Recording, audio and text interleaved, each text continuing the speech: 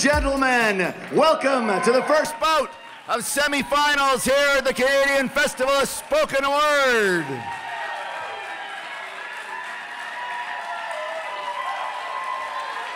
Yeah, that's right. That's right.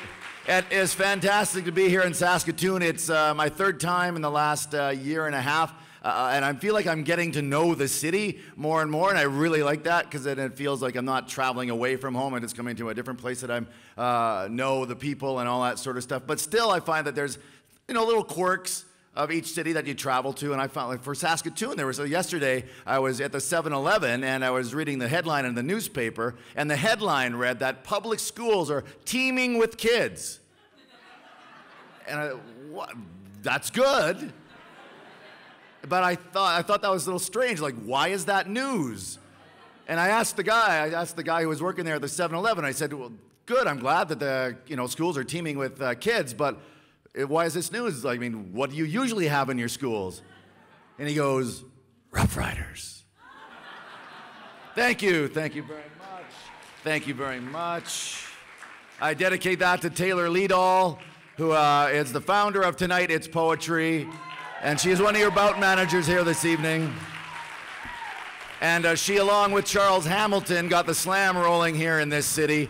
And now we've got the Canadian Festival of Spoken Word. Hopefully you've been checking out, have you been enjoying yourselves? Have you seen some of the other events and stuff? There's a lot more to come. We've got 2 semi-final bouts tonight, and then we have our finals tomorrow night. The top 4 teams, we've got 2 semifinals of 4 teams each. The top 2 teams, 2 highest scoring teams from each bout, will be moving on to finals. And so that's sort of what we're going to be doing this evening. This first bout, we have 4 teams, like I said. Up from the Roots from Toronto, we have Guelph Poetry Slam, the Victoria Poetry Slam, and the Toronto Poetry Slam, TPS. I've been saying this to, and you've been doing it's not because you haven't been doing a great job being great audiences throughout the week. I just like to mention it to remind you, and that please show your love and respect equally for all the teams that get up here on the stage because they've traveled a long, long way to get here, worked tirelessly in the middle of the night, fighting over poems, writing poems, and dreaming about poems, and now they're here, and now they're at semifinals, and I really want you to show the love and give them lots of noise and enthusiasm when they get up here on stage. They'll feed off your energy and give it back with some amazing performances. So hopefully you're ready to do that tonight, okay?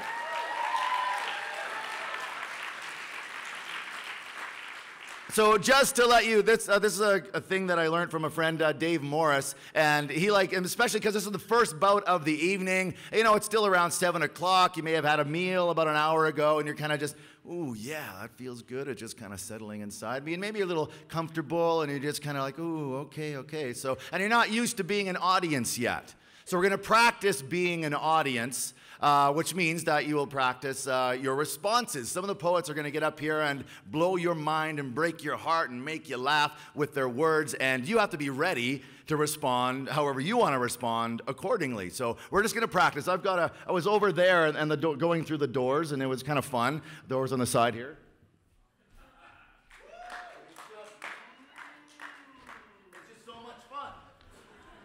And so I thought for a thing to practice, I wrote up this, well, I think anyway, a brilliant line by going through those doors a few times. And the line, so this one, I want you to imagine, like, this is the funniest thing you've ever heard in your entire life. It's like, whoa, I can't believe anybody thought of that. And now I'm laughing crazily because it's so hilarious. Because, of course, it will be. And so think of the doors and think of this phrase and react like that. And the phrase is, my doors swing both ways.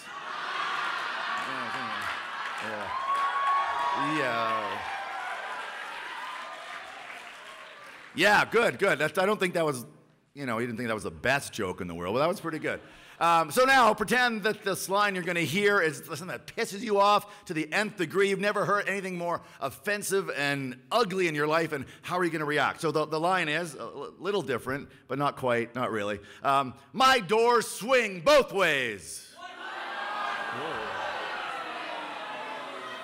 Come on. Hey, come on. Come on. Whoa. I can't believe it. All right, now this time, pretend you're hearing something that is like, it's the most brilliant line you've ever heard in your entire life, maybe even worthy of a standing ovation. Okay? It's like, wow, who other than me, who could have come up with such a great line? The line is, my doors swing both ways.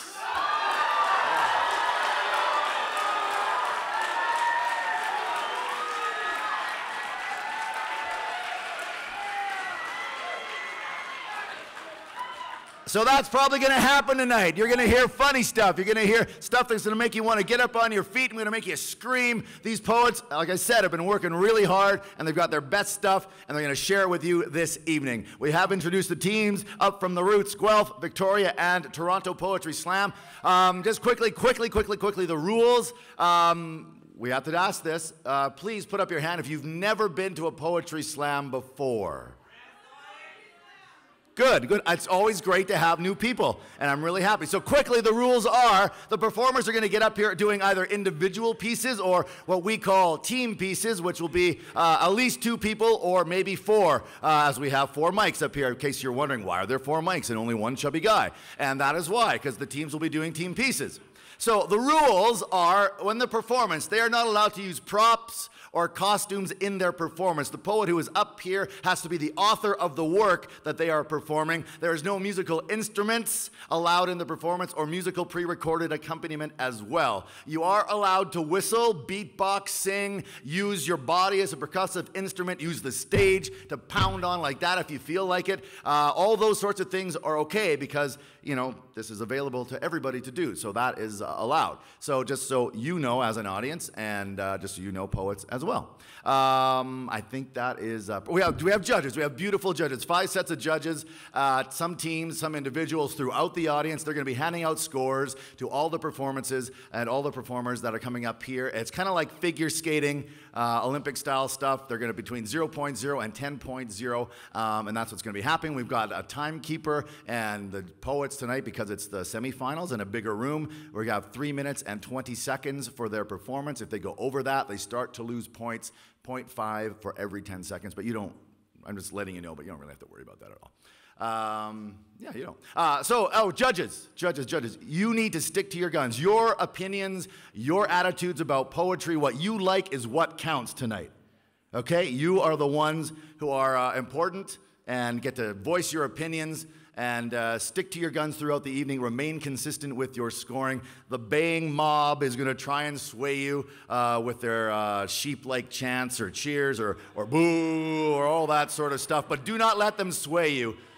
Think of it like, judges, think of it like you are beautiful, even if you're vegetarian. Think that you're like a beautiful, juicy piece of ground round. This is you, judges. You are that beautiful piece of a hamburger. The audience is E. coli trying to taint your opinions.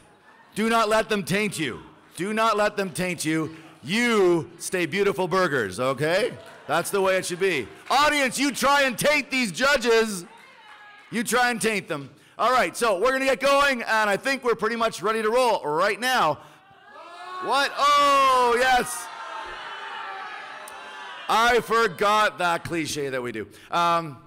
We need a sacrificial poet. Judges, we need to get a performer or performers up here for you to practice handing out numbers to artistic expression, in this case, performance poetry, spoken word. So we have a sacrificial performance for you to practice doing that, and we'd like to welcome them to the stage. Please welcome, this is your time to practice too, audience, to show some love.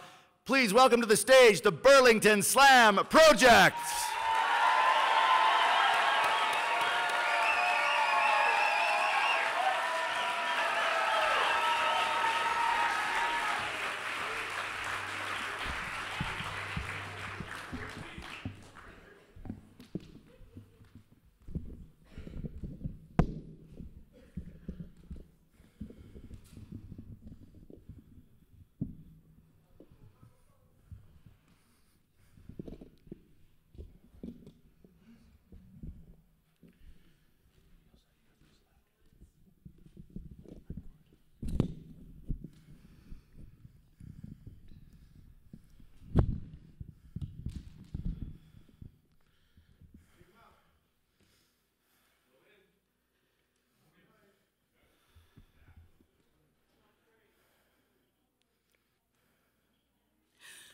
The end game is always the same.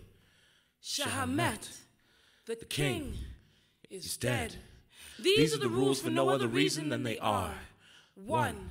There's always an introduction. You enter this world as a king, the center of a 64-square universe, unaware of the 58 beyond your abilities. You wouldn't know upheaval boils in the veins of pawns who've never had the honor of a great position on the battlefield, or how they will never find the homeland behind them. Looking back is not an option. They're always moving forward. Their varying degrees of fervor quickly stagger their lines. They move toward being beyond a border with a dream of becoming a different piece in this puzzle, whichever one can cement a victory. But you cannot become what you already are. Why are you waiting for your kingdom to crack open safely before you take your place?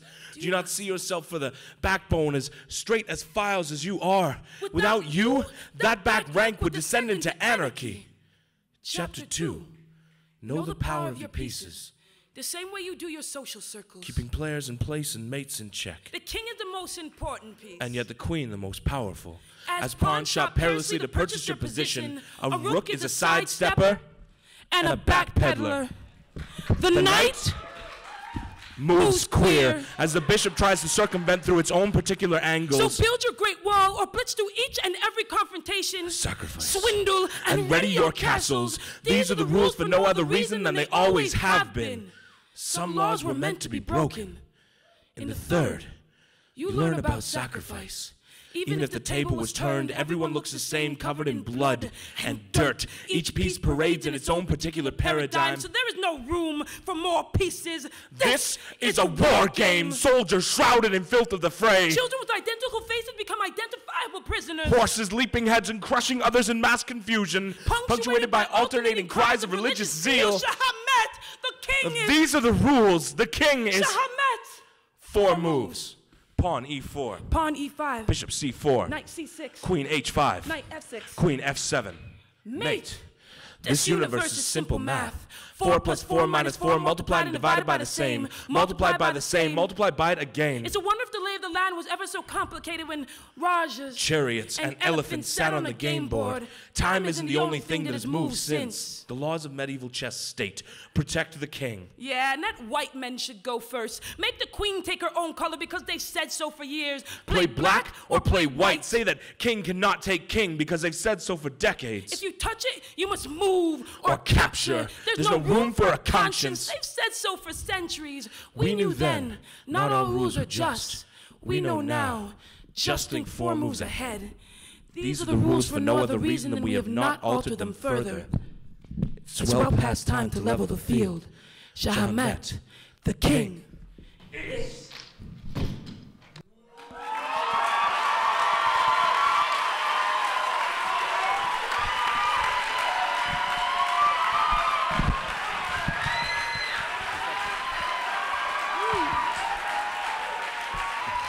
That is your Burlington Poetry Project. Dan, a.k.a. Dan Murray, a.k.a. Dan and Truth is judges. You're going to have between 5 and 7 seconds to make up your mind. Go with your gut. Go with your heart. Do not be tainted by the E. coli out there. 3, 2, 1. Up with your scores. 1, 2, 3, 4. One more. Oh, sorry, here we go. I think 1, 2, 3, 4, 5. Yes, we begin with a 7.7, 7.9, 8.1, 8.2, and an 8.4. Applaud the poets, not the silly scores. Judges, you're doing great. Do not let them sway you. Do not let them sway you at all. Now we begin the competition in earnest. Yes. Oh, yes, cell phone warning. Please turn your cell phones off or turn them way, way, way, way down so there's no sound coming out of them during the competition, because if you still want to use it, you can tweet that this bout is going on, maybe get more people here. So if you've got your little Twitter thing, and I think it's the hashtag, right? Hashtag CFSW12 if you want to, wow, that was an amazing piece, Burlington Poetry Project, and, you know, hashtag da-da-da-ba-dee-ba-ba-ba. Whatever. I don't have a cell phone. I don't know how that works. So please turn your cell phones down or off during the performance this evening, because we do not want that interrupting any of the poets who are up here on stage. Also, let's want to make... Yeah, never mind. Yeah, you know, things go in my head, and some of them, sometimes they come out, and I just try to keep most of them in there. We have Guelph on deck. But right now, we have up from the roots. Who will you be sending to the stage? That is number C. Please put your hands together. Show her a lot of love. Lee Shy. All the way to the stage. All the way to the stage.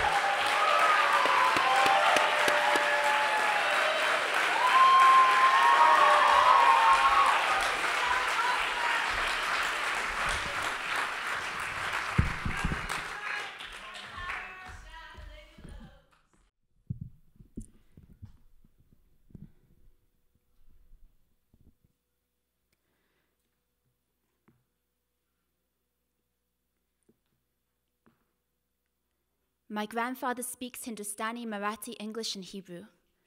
But language does not teach you how to communicate. There are an estimated 6,700 known languages, but in 60 years, he's never found the right words in any language to ask for my grandmother's forgiveness. Old people are living, breathing libraries of archived memories. Dusty-paged breath and blood live language that is lost forever once the body surrenders to the pull of time. My grandfather is beginning to lose the sharp edge of his speech. He oscillates between different languages like a nomad searching for home. I try to decipher his fragmented words for remnants of remorse, but there is nothing here to hold on to. How do you begin to understand someone whose broken English does not want to be understood? Whose head is a thesaurus of excuses, someone whose fists conspire to rewrite their own syntax? Saba, what happened in the depths of your childhood that taught you that blood was the best way to communicate? Was your mother's tongue ripped out of her mouth the same way you stamped the seal of silence over your own wife? Did you watch your father take your mother's skull to the wall so many times you thought it was a rite of passage, a religious ritual, something biblical? When you witnessed the murder of your neighbors during partition, what seams unraveled in your mind like unfinished business, what loss never left the thump in your chest? Saba, who taught you the language of violence? So fluent and seamless the way muscle memory betrays us, something about needing control, something about losing control, whiskey breath and broken chairs. I'm only afraid of the things that I don't know and things that move too fast, so I'm not afraid of you, Saba. Your hands are finally quiet, slow and heavy like the rest of you, but it's hard to forget. It's hard to forget how you turned my grandmother's body into a dead language. It's hard to forgive you when the terror of your tyranny still haunts my family. You are the broken glass my uncle keeps swallowing. You are the crowbar my mother mistook for love. You are the regret in my grandmother's wrinkles. She blames herself for living her life with you. I blame you for living your rage through her. To have and to hold does not mean to have and to hold down. In sickness and in health does not mean enjoying the sickness of alcoholism in hands that do not register the word stop. She gave you 4 children, and you turned them into your own lingua franca, force them to pin your sickness licked to that chest like a domicile of misplaced words. This is how language is colonized, how our voices become occupied. The last time I saw you, a wasp's nest spilt from your mouth, putrid from pollinating the ossified remains of an apology.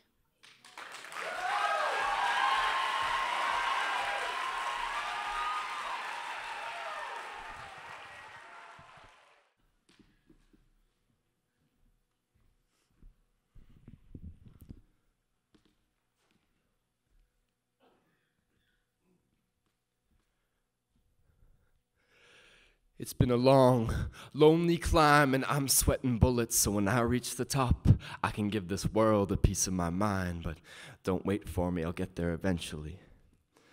'Cause I came way too far to turn back now. I made some good progress and then stumbled down, but it was uphill both ways. Now figure that one out, 'cause it's one of life's greatest riddles.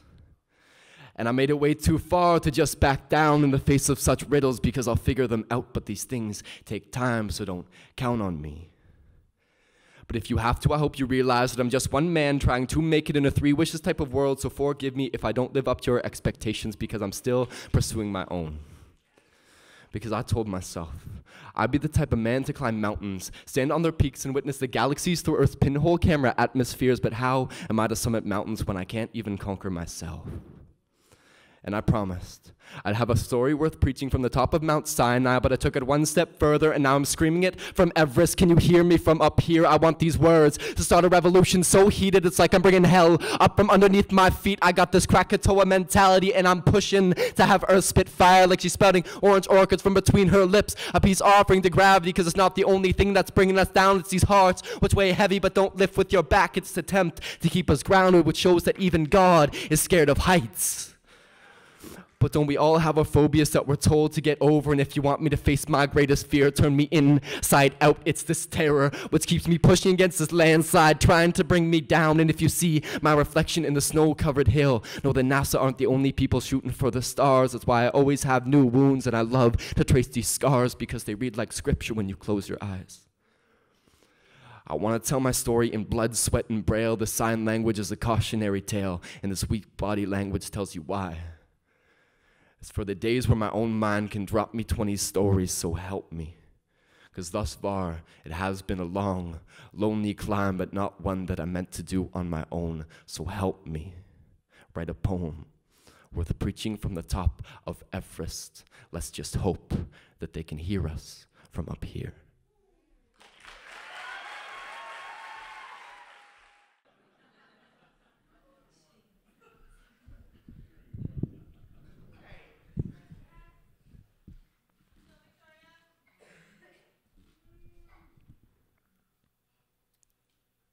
Their eyes blind with starshine innocence, and I'm entranced by the dividends they pay to silly grins. They trim grim thoughts as soon as they spin through the still fertile soil of their minds. They dine indulgence with a curse word, because they dismiss their third goddamn layup in a row.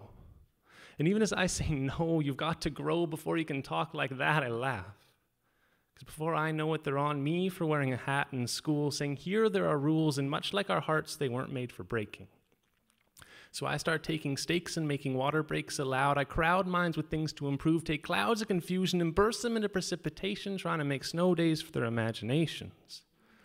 But as their eyes widen to suns and their smiles split faces into hemispheres, I start seeing clear. Life spares no one. Not one of these kids is going to get through without scars. Not all will show them on their arms. They'll be there. There's harm in this world. There's people that don't care. There's people that don't run to alarms. And then there's those that cause them. And I want to tell them a pen is mightier than a sword, but I'm afraid they'll try to take one to a knife fight. And I want to tell them night is darkest right before the dawn, but the truth is that's wrong. They'll still have a long way to go if they're caught alone in the backdrop of midnight where sight doesn't have much to show, and they should know sometimes sun shatter, leave you blind. Groping around in the darkness, trying to find something to hold, and I was always told you'll get it. A little candle of hope to ignite. But sometimes the light doesn't come back, and that's how people lose track of themselves. But I don't see anything more than nice shot or take an extra dribble, not only because it's not my place, but because I don't want them to quibble over the big things. I just want them to keep singing stupid top 40 songs. That's probably wrong. That's kind of selfish, but I'm scared that in 10 years I'll be seeing these kids living nightmares, sleeping on a street called East Hastings, needing change but asking for money, bleeding pain out of fantasy holes. And I'm terrified that in 15 years I'll be choosing channels that'll end up on the 5 o'clock blues. What do you know? The news is there's been a homicide related to gang warfare. To my prayer, it won't matter which side they were on, because either way I'll know their sun was shattered. It kills me. Some of these kids will be so battered by life, they'll hammer it themselves. And I want to say, take care of your health, play it safe, risk, choose, fall, win, lose, love, live. But I only give voice to one thought. Double dribble.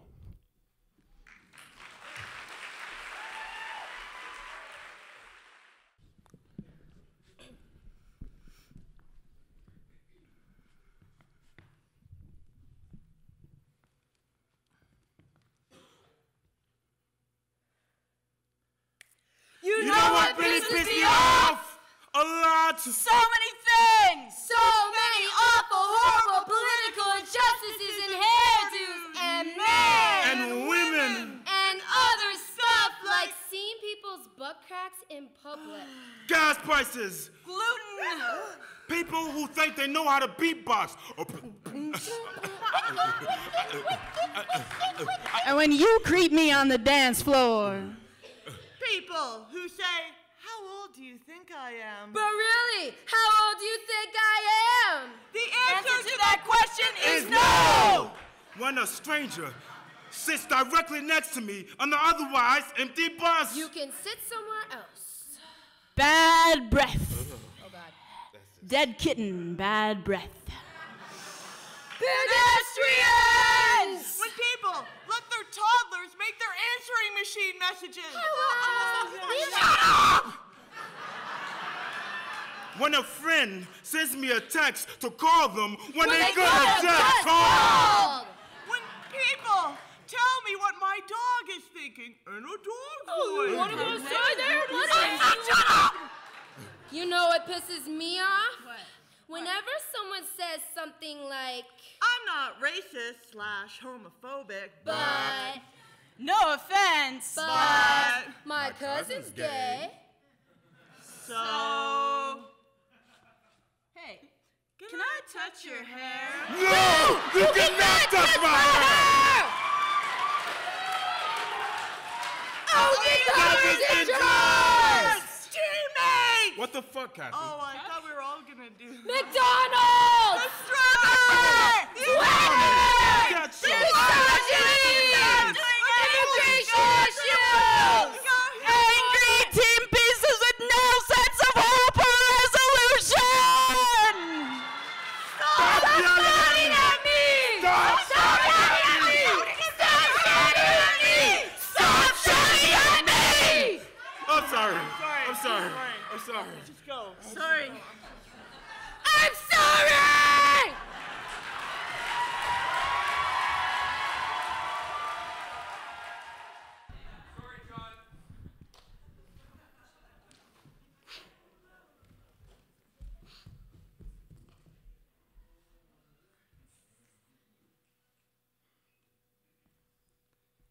Sally, despite being 3 days into grade 1, turns to me with eyes all kindergarten and tells me she's gonna change the world. I smile, tell her I know she will. Her voice, all matter of fact, confident as the wind, flushes me with sadness as I try to remember when such a hunger left me. And in awe of her passion, I don't ask, and before I can even think to question, she says, Don't you want to know how? Of course I do. And I smile again. And she says, and the thing is that Did you know that cows in Calcutta have 6 feet of plastic bags inside the hole of their stomach? And that Alcan is a Canadian company, so I'm going to be supporting local businesses too. What? Where does she learn such things? But it doesn't matter, because she's going to change the world. Starting with those cows of Calcutta. The sentiment so simple that the increments of change are immeasurable except in the actions of an individual. And I tell her she amazes me. But my neurons are firing on pessimistic circuits, trained by undergraduate political realism rather than the next sandbox revolution. So I'm left wanting to yell to anybody that'll listen that Alcan mines for that thin silver foil in Indian village in which displaced people slave indentured with barely a bite to eat just to keep her sandwich fresh and to keep the plastic out of the bellies of cows. But I refrain from saying anything because I'm in a first grade class. And because I know she'll find out herself one day. And this is what I find so frightening. These cycles of violence against hope and imagination. And yet there's an infinite amount of wisdom we can learn from the actions of children. And children often don't realize these grand visions because somewhere along the line they stop believing. And that's why, Saskatoon, it's our job to notice that look in their eyes, harvest it, feed it within ourselves so that Sally has something to believe in when she realizes her sandwich won't save the world. Because her attitude and her imagination, well, it just did.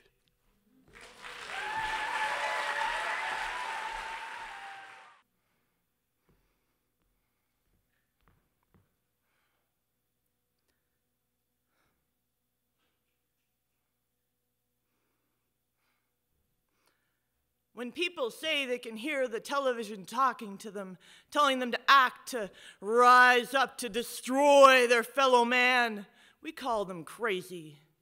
We called you champ, Mike Tyson. When you and I open up our mouths, they turn into bullseyes, and we stay silent in our defense because words can be landmines to step into. You were my first lisping hero. I imagined us and my playground bullies fleeing our thundering footsteps. I tried to duck and dance around them like a butterfly Ali, but you were no one's punching bag. You launched cement fists back to the tune of 38 arrests before you hit age 13. The boxing world plucked you from reform school. Maybe you felt saved. I know how education can seem like the enemy, and for a boy with a high-pitched, lispy voice, you probably felt relieved the teacher would never call on you again. Mike Tyson, when you give up on language, your dreams narrow. When your mom died, she gave you to your boxing coach, Gus D'Amato, who polished you up like a customato, but he never installed any brakes. There were no bells in the bedrooms you strode into, no towels to be thrown in front of your thundering ways, raised to be a wild animal. You look calmest wrestling with your Bengal tiger. Even your friends say you belong in a cage. But Mike, you're as used to betrayal as being punched in the gut. I mean, the secret to the salvation of your soul left when you were just 2 years old. There are no S's in dad. You could have said it every day without fear of retribution. Instead, you shout it in a barrel chest. It bounces back with the blank stares of men who love you for your fists and the bags of money they bring. What you needed was a male embrace, not to be cut short by a bell. Now in the wake of Hollyfield's spat out ear, your empire crumbles, your 4-year-old daughter dies, your other children look at you in fear, and your beloved tiger paces behind some stranger's bars. The television calls you a monster, speaks of your violence, your rapes, your legacy. Mike, if you want to be a hero to your kids, leave them like your father did.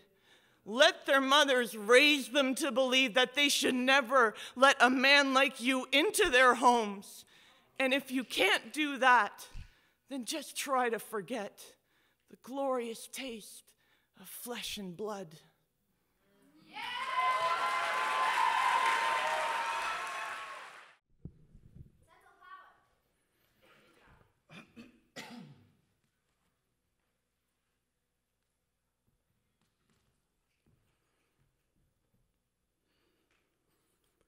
I am stuck in an abyss, navigating through fatherhood, growing up fatherless, but I'm still trying to do the best at this.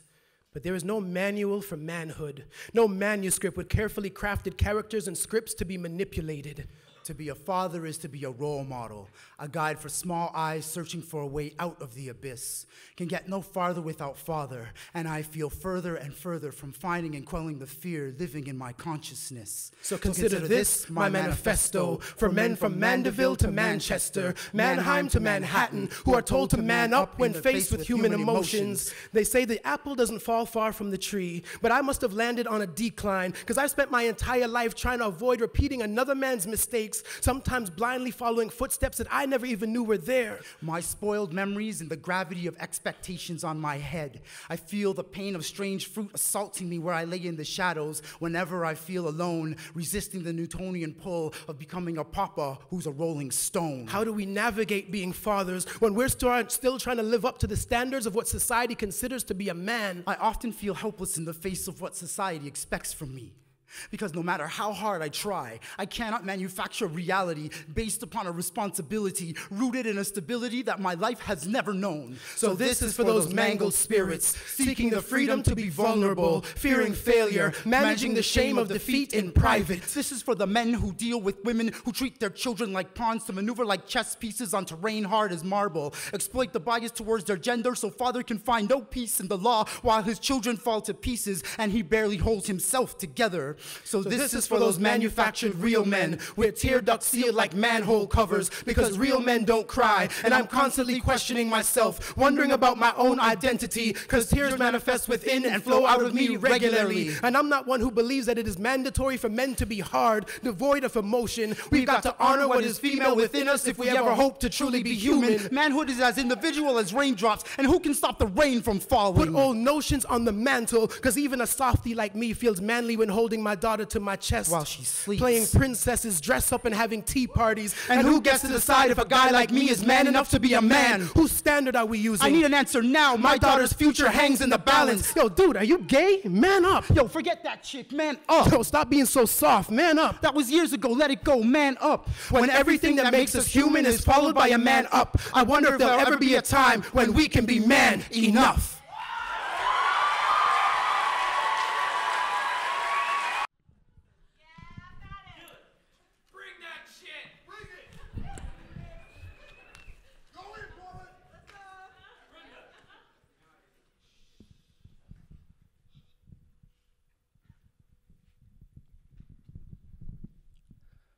Welcome to the war, the internal conflict between who we are and who we always dreamed to be. Our parents always told us that beauty was skin deep and then proceeded to rattle off a list of obligatory contradictions. You're so cute. No child of mine is leaving the house looking like that. You'd be so handsome if you'd only cut your hair. Yeah, welcome to the war. The war we wage against our existential selves, played out on a bloody battlefield of hard truths and little white lies of self-delusion, embedded in our subconscious like pro-war propaganda. Our parents always told us that we were the smartest, but never figured out that the process of learning and teaching oneself how to learn is more valuable than all the diplomas handed out to all the valedictorians and all the ceremonies in all the world. Because all I need to get by is a tribe of poets and 2 good shoes. While you spend all your money on big universities and still most of y'all come out confused. Welcome to the war. We find ourselves assailed on all fronts. Arrogance creeps through the lines. Hate occupies the low ground. Cynicism comes flying in like bullets as metaphorical landmines block our path. Doubt, like inner terrorists, seek to bring down our self-esteem and self-confidence like symbolic twin towers of our collective psyches. Our parents always told us that we were the strongest, but failed to show us that feats of real strength cannot be measured in pressures per square inch or how much weight we can bench. We have no understanding of the endurance it takes for a survivor to go through one more round of chemo. We have no understanding of the courage it takes for a junkie to battle his addictions and demons one day at a time. We have no understanding of the perseverance it takes for a single mother to raise her children, and though she may break down, she will never give up. And in that vein, my brothers and sisters at arms, once more into the breach. Because the older I get, the more I realize the only enemy worth fighting is the enemy within. And as long as I draw breath, there is still time to change. As long as I draw breath, there is still time to become a better version of me. As long as I draw breath, there is still time to set things right. And I vow that there is nothing on this earth, not insurmountable odds, nor brutal police states, nor fear, nor violence, nor the horrifying apathy that allows war to happen in the first place, that will ever, from now until the heated death of this whole entire screwed up universe, force this soldier to lay down, give up, or wave the fucking white flag and surrender. So welcome to the war. Let's get bloody.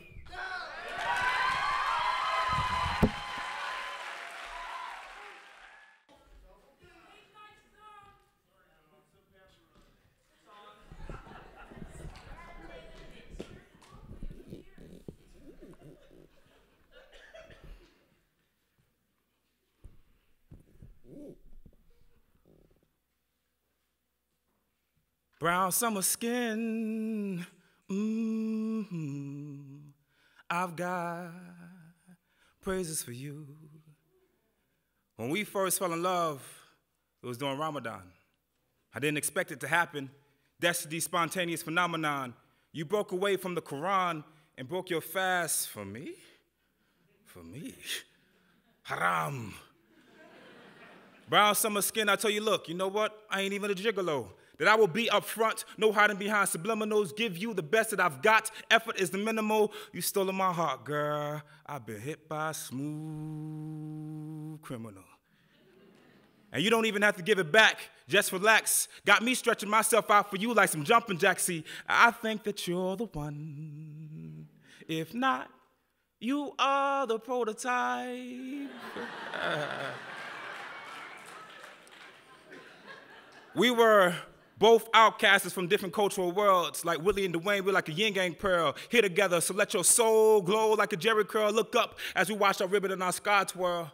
And it's always so hard to say goodbye like Hooley High. School of the hard knocks, I was trying to graduate with you by my side. My source for aviation, the reason that I believe that I could fly. My motivation, we could conquer the world, you and I. You and I, you and I, you and I see you. Trying to be healthy with the spicy hummus and pita bread. Dinner and a movie. While we was watching Juice, you cried when Q lost his grip as Bishop fell from the ledge, and as we snuggled, my heart felt the change of frequencies of the thoughts up in your head. See, something happened. Your faith came back and changed up our plans. Next morning, you went on a world tour with Muhammad, your man, Quran in the palms of your hand, tears in the palms of my hand. At that moment, religion was something I didn't understand, but I had to let you go. Had to let you go. Had to let you go. But I'm still your #1 fan. Wherever you went, I followed your whereabouts like Twitter. You said instead I should follow Allah, and that kind of made me bitter. I felt that I was the one that watched over you while he was gone, like I was your babysitter. Now that he got you back, I can't go to these lonely cold shivers, and you still pray for me in all of my sappiness. You still pray for me, I'm just admiring your cleanliness. You still pray for me, and even if you don't wait for me, I will always celebrate and praise your tenderness. See, brown summer skin, there may be another day for us. Brown summer skin, I still have faith in us. Brown summer skin. Tell me, how do I pray for us? 'Cause brown summer skin, I still have faith in us.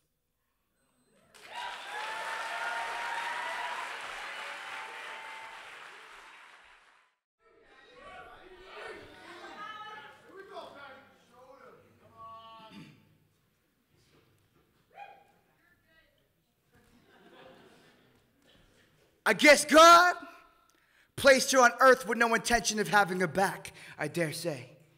That she was placed on earth at birth with legs that don't work. I guess God forgot the path to heaven was a stairway.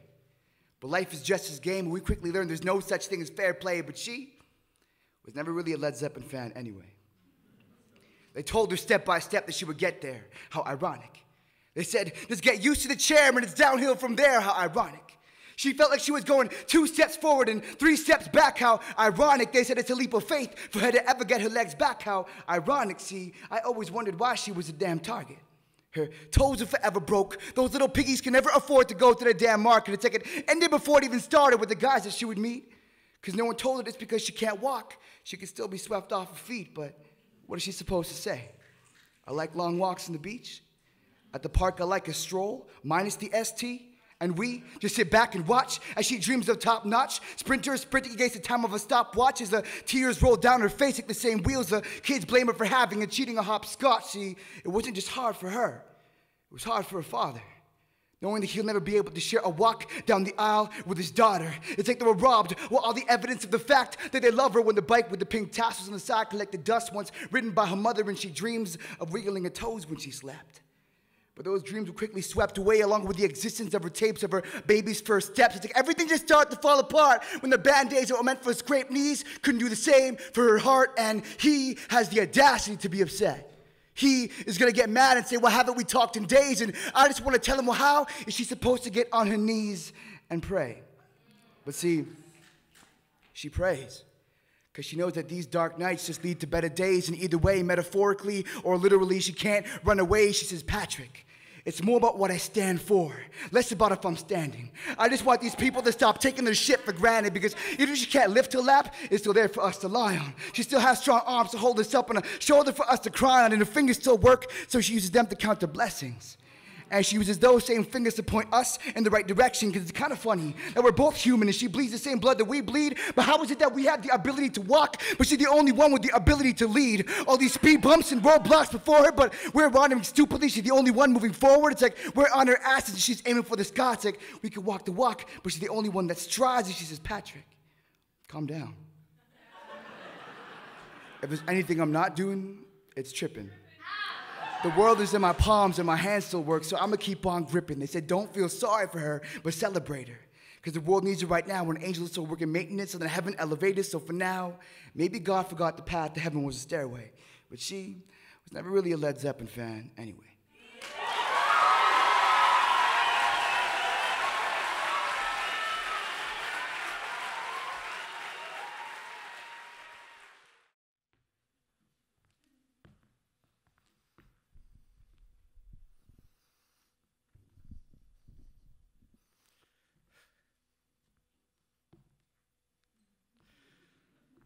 Yeah, she smirkled with a glintled Poe when firstly we be coddled, though not gancy, but with a willed show of crimpled flance and daunted fro, and oh, my sancid thorbled thigh came thorping as she glandered by my gorples, which in candor crump my thlarker to its blarkest.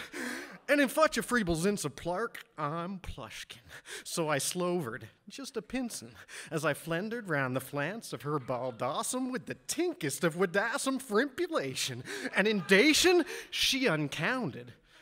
So I flinced her plincy strounded with discounted flobberation, till her facile came unrationed, and her sauce and sounds afflured me. She was corpid. So I thorpled in a kinkle, feeling now she was inkled, floasting, flestered, timpulationary-dation. So, with engorded consplavation, I resindled down her wexing pyry torth with all the oblation of a catawhip's bequation. And then, without corpation, I enkempered my dolations on the lation of her volationary solip.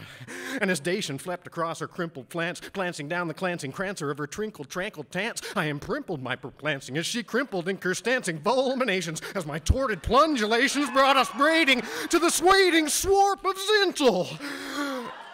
And what fintel forp our facils could confuddle came conflorting as our viscant torping flances came unflazzled in the hazzle of our mutual scintillations.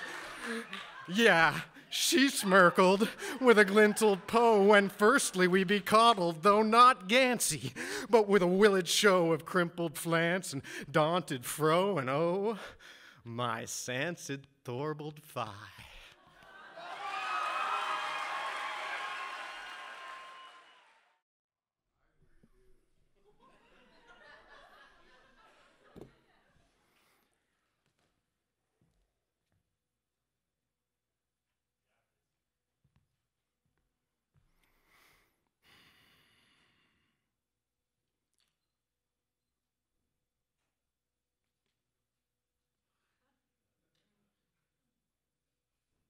Oh. Here I am in a room. I'm stuck in a room. Stuck in a room. Stuck in a room with this moment. Moment. Oh, and you are here too. All these people. We're stuck in a room. Stuck in a room. Stuck in a room with your ribcage. We're stuck in a room. Stuck in a room. Stuck in a room with a mixtape. Remix. Hello, friend. Welcome to the room. We're stuck in a room. Stuck in a room. Stuck in a room with the revolution. Wee-oo. I'm stuck in a room with luggage. Luggage everywhere. This is a metaphor. Wee-oo. I'm stuck in a room on your sleeve. You wear your sleeve on your arm. I'm stuck in a room on your sleeve on your arm. I'm stuck in a room, stuck in a room, stuck in a room with third-hand trauma. Drama. Drama. I'm stuck in a room with glass. Room made of glass. We're stuck in a room of glass. Stuck. Room. Glass. Stuck. Room. Room. Room.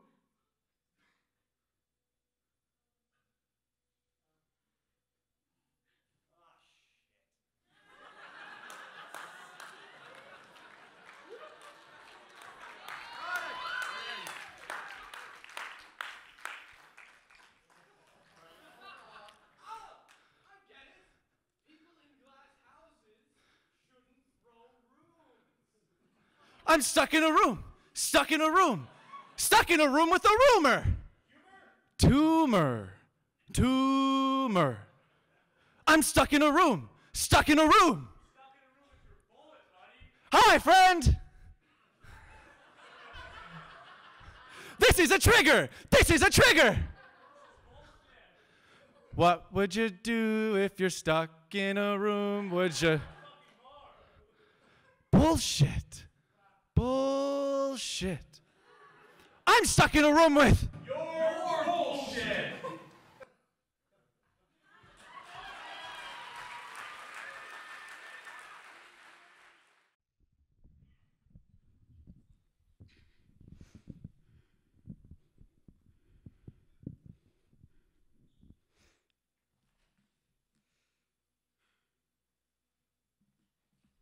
Lady, you are hot. Lady, you are a fine creation. Birth upon this earth means a breath, the soil, and the cosmos. Lady, you are. Lady, you are artist. Creative mind and sexual opus. You are smoke, a gray wisp, dancing freely, carrying prayers and dreams up smoke. A lit cigarette inhaled, oh so sexy. Smoke rolled in your mouth and exhaled with your tongue up smoke. You are the color of crushed paint behind eyelashes smoke. You smell like cedar in the beginning of time. You are woman. Shells and seeds dangle from earlobes. Silver on wrists, leather fringe, crimson lips. Moist with lipstick made from the blubber of ocean whales. We wear this earth, women. We wrap ourselves in saris, pull on an emoji, cut t-shirts into DIY punk rock and roll grunge. Lady, you are dignified in your pantsuit, clickety-clack heels and mind debating with the corporate powers. Woman, you are hard, hands and feet callous mind from walking and holding. You are a family politician and community leader, a yellow palm-stained cook, the soothing voice of mother and lover. Woman, you are soft. Can't cuddle close enough to you, skin on skin. Soft, you are water, you are breath. Left with the inheritance of your ancestors, your parents, the good, the bad, the sad, and the scary. You carry this globe on your hips and you push. Push. Push to hear a voice. Woman, you are international traveling sister, a blending of South America and the Caribbean, England and Africa, Cree and Ireland, Tibet and anywhere and any place you can think of mixed. Woman, you are mixed, mixed blood, mixed emotions, mixed up and defiant, a shaken, not stirred, dirty martini and a blueberry smoothie. Women, do not ignore the intuitive knowledge that is embedded in your body. That of your heart, your gut, and your cunt. Yes, I said it, your cunt. Not your pussy or your you-know-what or your down there or your pink taco. Okay, maybe a pink taco because that's really fucking funny. But definitely not a vagina. Vagina originates from a Latin word meaning sheath for a sword. Sheath for a sword. Sheath for a sword. And yes, although sometimes our cunts might welcome long, hard, beautiful sword grinding and sharp edges defunct, that act does not name or define our cave. Oh no. Our collective cunts are so much more. Vagina? I can't even say that word confidently, but cunt is inherently powerful, just like you, just like me, just like woman. Women, we are Vandana Shiva, Maud Barlow, D.B. Young, and Nina Simone. We are women. Wake up in the morning and get to know you. Wear you, and you will be indisputably gorgeous.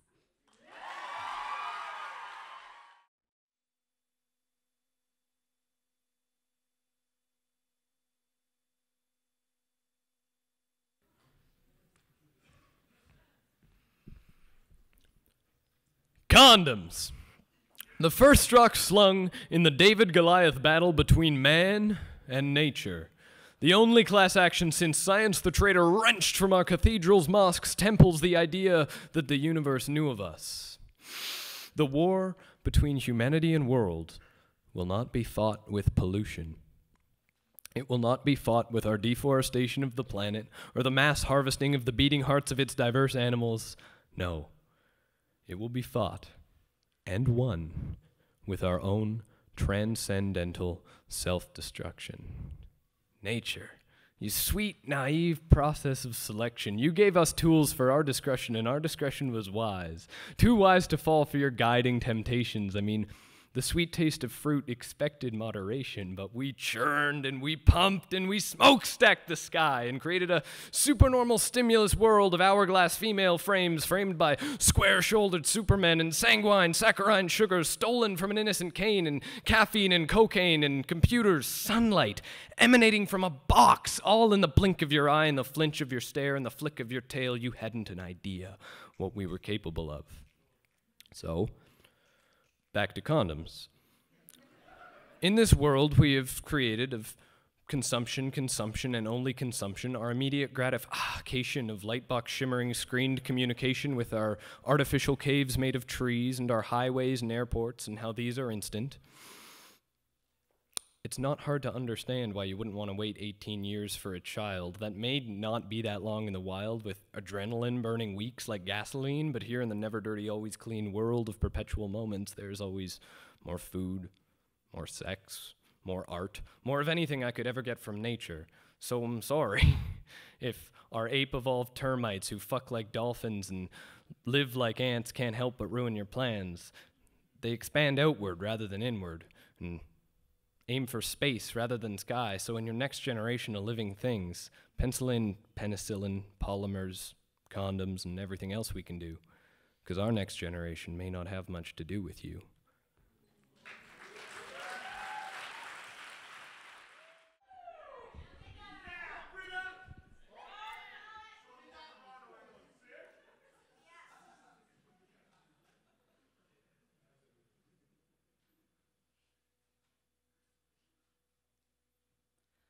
There's something about the sound of a raised voice and a door slamming at 2 a.m. that makes me want to change the world. Maybe it's the fact that I can't sleep through it, but gotta get up to go to school the next day. Or maybe it's the multiple black and blue bruises I see decorating my mother's neck and face. Everybody always say if something bad happens, don't think twice, just call the cops. So I call the cops, but maybe when the red and blue lights started to surround my house, I should have reconsidered my thoughts, because who would have known they'd take my mother away? Who would have known a week later I'd have to lie to Children's Aid?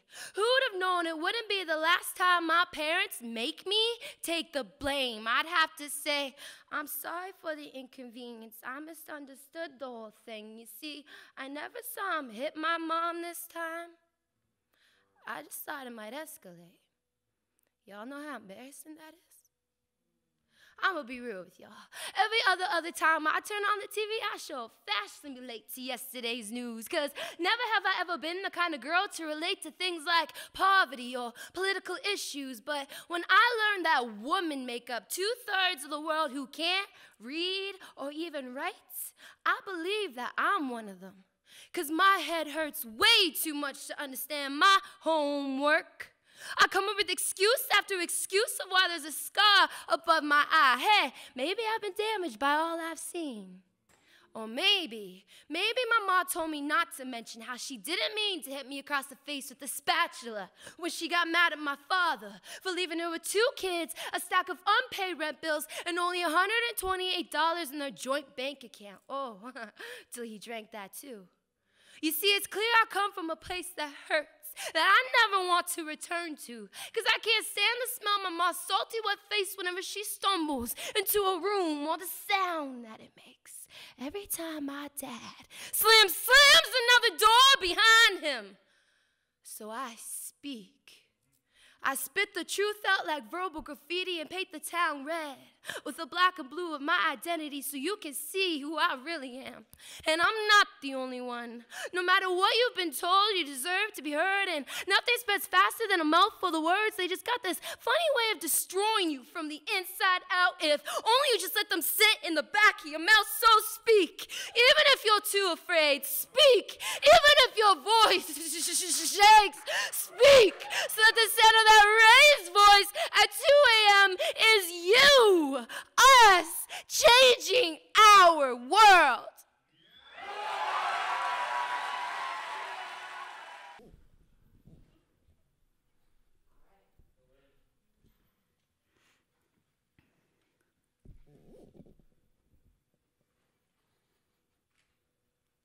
We represent the population of poets who profit off of other people's pain. Those inspired by monsters, pedophiles, warmongers. We are the piranha, picking up the pieces of those preyed upon, producing poems from memories that some don't want to have remembered. We create the living dead with our words, finding home in the addresses you thought you'd forgotten, the empty houses you thought you'd vacated, in the rubble of shattered memory, in a photograph torn in two, in the handcuffs he wears long after they were removed, in the gunshots that still ring after the last round was fired, the blood you can still smell after the bodies are buried. Yes, there is no pain that cannot be stretched into metaphor. We are the DNA under bloody fingernails, the evidence in your rape kit. With our words, we chain you to the tracks beneath the train and watch as memories render you defenseless over and over again. We traverse the archaeology of the past, searching for scraps of something useful to construct a poem. Give us your war stories, your heartbreaks, your freedom struggles. Give us your empty, your lonely, your broken. And we will gentrify them and sell them back to you. Have you ever experienced deja vu at a poetry show? We, the poets of the people, are a band of hypocrites, for without the world's ills we would cease to exist. I mean, what are we gonna write about? Peace? Leaves? Then we might as well be page poets reciting poems to empty seats. Like big business, we capitalize on the weak, scraping stories out of the residue of regret, like bargain shoppers searching in trash cans for broken hearts to write about. We are the vampires sucking the life from our muses, churning their experiences into words on pages. Weaving stories out of shards of fractured memory, we know how to cut deeper with words laced in poetry. Like literary masochists getting off on other people's pain, the dominatrix for lives and experiences that are not our own, yet we still crucify them on stages with hope of saving souls. Armed with pens, we force ourselves into closets, make room between the skeletons and bribe them for their secrets. We perform exorcisms on stages, bringing demons back to life, and we embody and become a part of everything that we write. I've watched as poets steal away the life raft that has helped a survivor stay afloat. I've dislodged the stones just to place them back in my throat. We poets are detectives, always searching for evidence, taking snapshots to put on display, upturning the furniture, never satisfied with what's on the surface. There is nothing beneath us. We are the bottom feeders, feasting off wounded souls. We can promise to bring you tears. But we can't promise to make you whole. But thank you for your stories. They paid last month's rent. Thank you for your tears and hauntings. They've all been well spent. As poets of the people, we know how to break you open with our words and then stitch you up again jagged and more. It comes with a job description. Call it an occupational hazard. And you are the collateral damage. But don't be dismayed. Please rest at ease. We've summed up your life in 3 minutes. You're our new signature piece.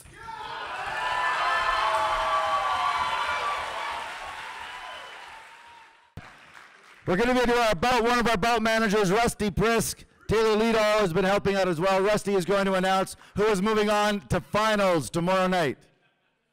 I remember the top 2 teams will be moving on to the finals. So in 4th place with a 94.6, Victoria.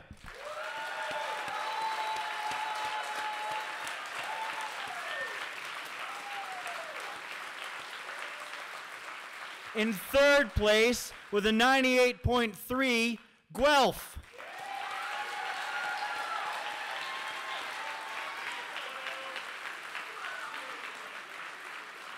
In 2nd place with a 101.0, Up From the Roots.